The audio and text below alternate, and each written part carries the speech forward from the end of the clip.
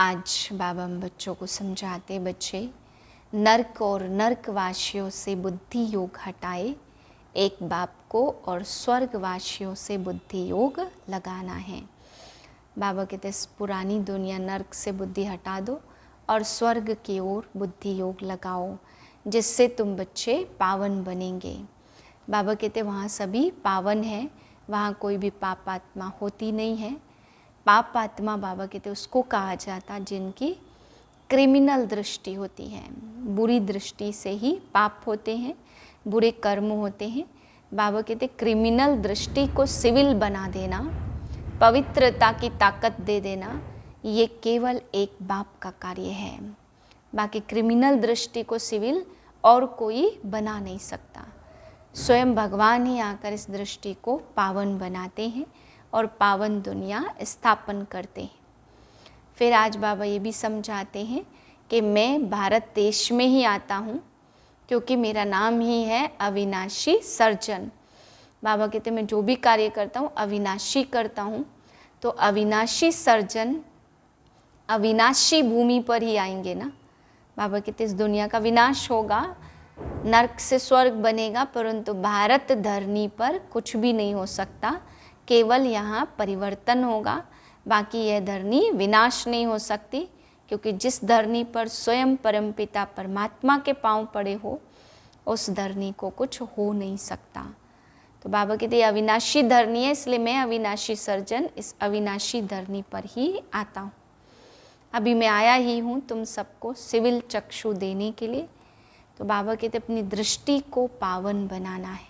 इस कलयुग में दृष्टि पावन नहीं है, इसलिए पर्दा करते हैं, घूंघट रखते हैं, दृष्टि को नहीं सुधारते हैं।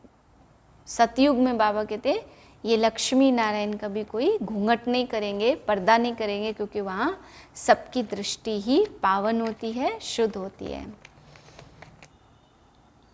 ओम शांति।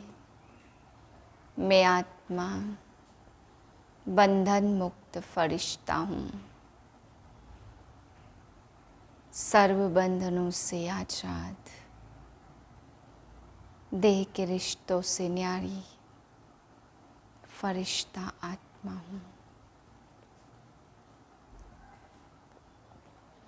25/5/2024 के महावाक्य हैं।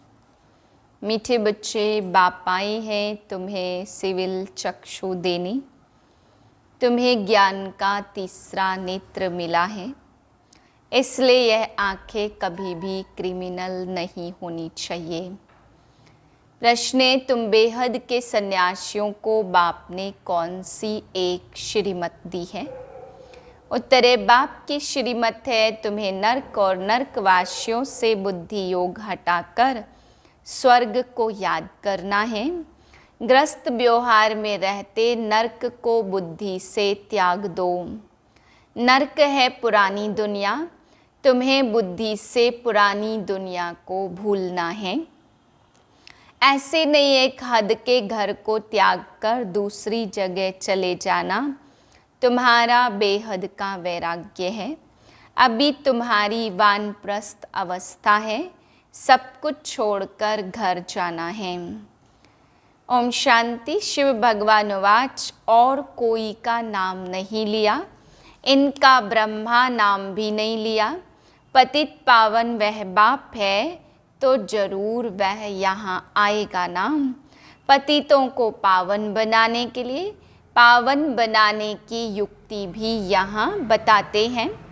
शिव भगवानोवाच है, ना कि श्री कृष्ण भगवानोवाच। यह तो जरूर समझना चाहिए, जबकि बैज लगा हुआ है। रचयिता रचना के आदि मध्य अंत का सारा राज यहाँ इस बैज में दिखाया हुआ है। यह बैज कोई कम नहीं है, इशारे की बात है। तुम सब नंबरवार पुरुषार्थ अनुसार आस्तिक हो। नंबरवार जरूर कहेंगे, कई हैं जो रचता और रचना का ज्ञान भी नहीं समझा सकते, तो सतो प्रधान बुद्धि थोड़े कहेंगे। सतो प्रधान बुद्धि, फिर रजो बुद्धि और फिर तमो बुद्धि है। जैसा जैसा जो समझते हैं वैसा वैसा टाइटल मिलता है। यह सतो प्रधान बुद्धि और यह रजो बुद्धि, परंतु कहते नहीं हैं कहाँ फंक न हो जाए। नंबरवार तो होते हैं। फर्स्ट क्लास की कीमत भी बहुत अच्छी होती है। अभी तुमको सच्चा सच्चा सतगुरु मिला है। अभी तुम बच्चे जानते हो, जबकि सतगुरु मिला है वह तुमको एकदम सच्चा सच्चा बना देते हैं। सच्चे हैं देवी देवताएं, जो फिर वाम मार्ग में झूठे बन जाते हैं। सतयुग में सिर्फ तुम देवी देवताएं रहते हो और कोई रहते नहीं। कोई कोई तो ऐसे हैं जो कहते हैं कि ऐसे कैसे हो सकता, ज्ञान तो है नहीं। अभी तुम बच्चे जानते हो, हम नास्तिक से आस्तिक बने हैं। रचयिता रचना के आदि मध्य अंत के ज्ञान को अभी तुमने एक्यूरेट जाना है। नाम रूप से न्यारी चीज फिर देखने में नहीं आती। आकाश पोलार है तो भी फील किया जाता है ना कि यह आकाश है। यह भी ज्ञान है, सारा मदार बुद्धि पर है। रचता रचना की नॉलेज एक बाप देते हैं।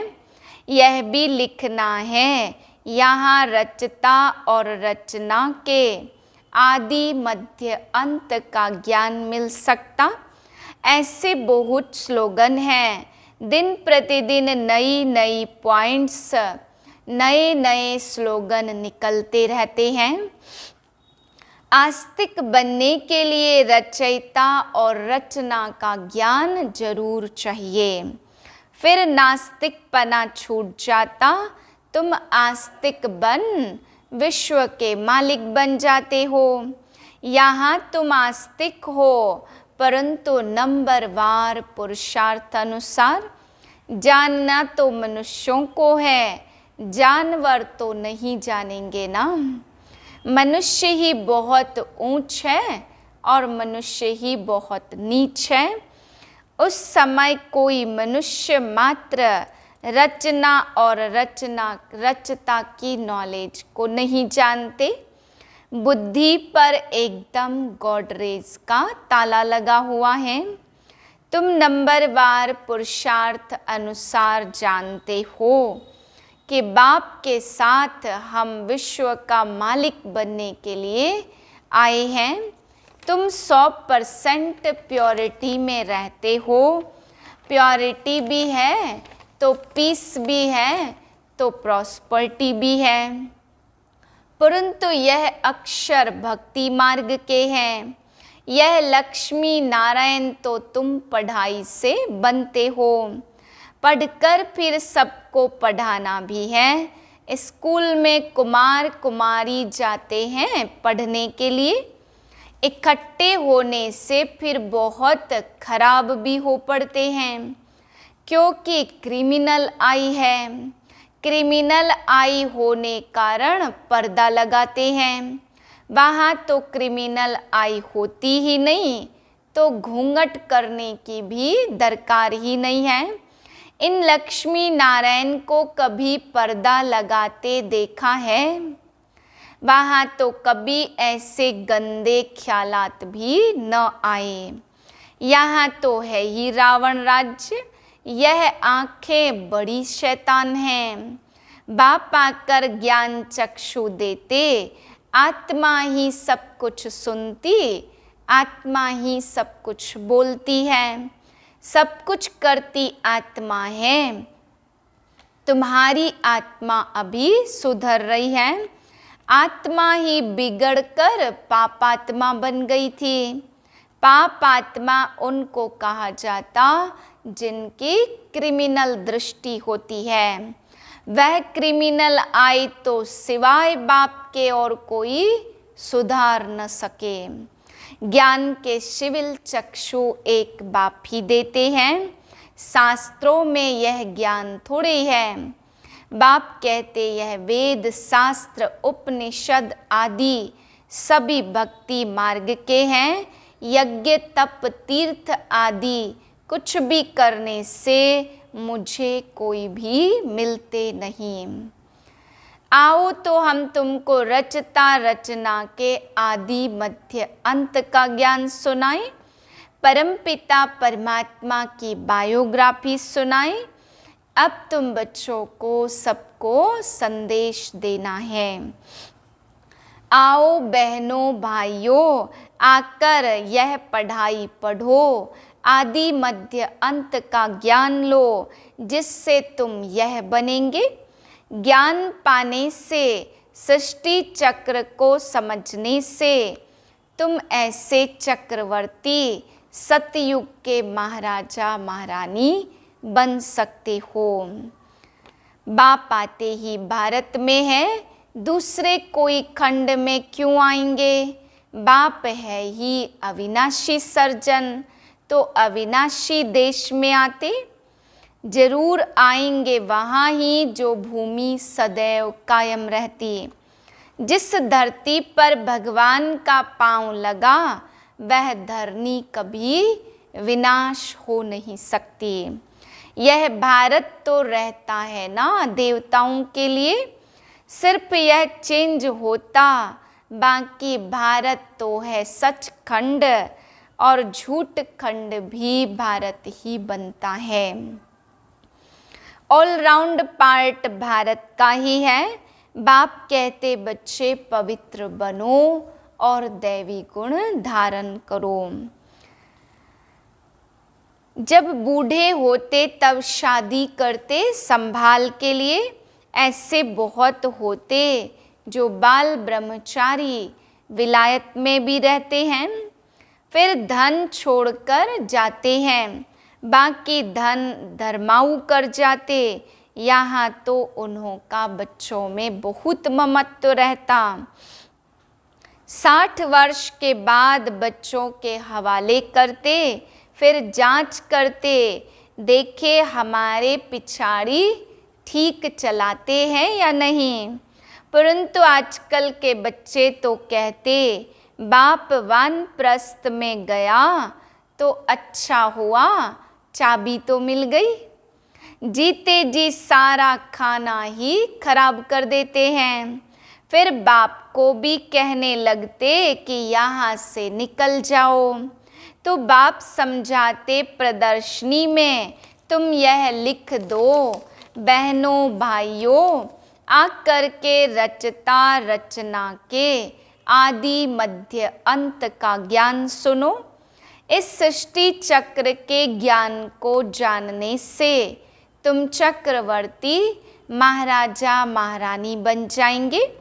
यह बाबा बच्चों को डायरेक्शन देते। मैं इनमें प्रवेश करता हूँ। ब्रह्मा के सामने है विष्णु, और विष्णु को 4 भुजाएं क्यों देते हैं? 2 है मेल की और 2 है फीमेल की। यहाँ 4 भुजा वाला कोई मनुष्य थोड़े होता। यह तो समझाने के लिए है विष्णु अर्थात लक्ष्मी नारायण।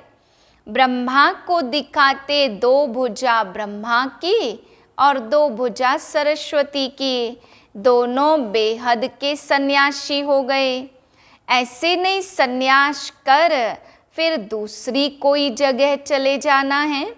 नहीं, बाप कहते ग्रस्त व्यवहार में रहते नरक का बुद्धि से त्याग करो। नरक को भूल स्वर्ग को बुद्धि से याद करना है। नरक और नरकवासियों से बुद्धि योग हटाए, स्वर्गवासी देवताओं से बुद्धि योग लगाना है। जो पढ़ते हैं उनकी बुद्धि में तो रहता हम पास करेंगे और फिर हम यह बनेंगे। आगे गुरु करते थे जब वानप्रस्थ अवस्था होती थी। बाप कहते मैं भी इनकी वानप्रस्थ अवस्था में ही प्रवेश करता हूँ। जो बहुत जन्मों के अंत के जन्म में हैं।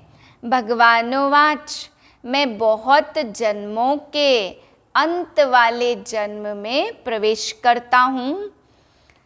84 जन्म लेते लेते यह ब्रह्मा सरस्वती बन जाते। इनका नाम भी बाद में बाबा ने ब्रह्मा रखा, नहीं तो ब्रह्मा का बाप कौन? जरूर कहेंगे शिव बाबा कैसे रचा, एडॉप्ट किया ना। मैं ब्रह्मा में प्रवेश करता हूँ जो अपने को भी नहीं जानते थे। छोटेपन में गुरु कराने की क्या दरकार है? समझते हैं छोटेपन में मरेंगे तो सदगति को पालेंगे। बाप समझाते यहाँ तो कोई की सदगति हो न सके। अभी बाप तुमको सहज समझाते, विशेष दुनिया शुरू होती। गुरु तो सबने किया, यह खुद भी कहते हमने गुरु बहुत किए। भगवान जो सबकी सदगति करते उनको जानते ही नहीं, तो भक्ति की भी बहुत कड़ी जंजीरें बन पड़ी हैं। जंजीरें कोई मोटी होती और कोई पतली होती हैं। कोई भारी चीज उठाते तो कितनी मोटी जंजीर से बांध कर उठाते हैं। इसमें भी ऐसे हैं, कोई तो झट आकर तुम्हारी सुनेंगे, अच्छी रीति पढ़ेंगे और कोई तो समझेंगे नहीं। नंबरवार माला के दाने बनते हैं। गुरु ने कहा माला फेरते रहो, बस राम राम की धुनी लगा दो। जैसे बाजा बजता आवाज बड़ा मीठा लगता, बस बाकी जानते कुछ भी नहीं है। राम किसको कहा जाता, कृष्ण किसको कहा जाता, कब आते, कुछ भी जानते नहीं हैं। श्री कृष्ण को भी द्वापर में ले गए हैं। यह किसने सिखाया? गुरुओं ने। श्री कृष्ण द्वापर में आया तो बाद में कलयुग आ गया, तमो प्रधान बन गए। तो बाप कहते मैं संगम पर ही आकर तमो प्रधान से सतो प्रधान बना देता हूँ। तुम भी कितने अंध श्रद्धालु बन पड़े हो।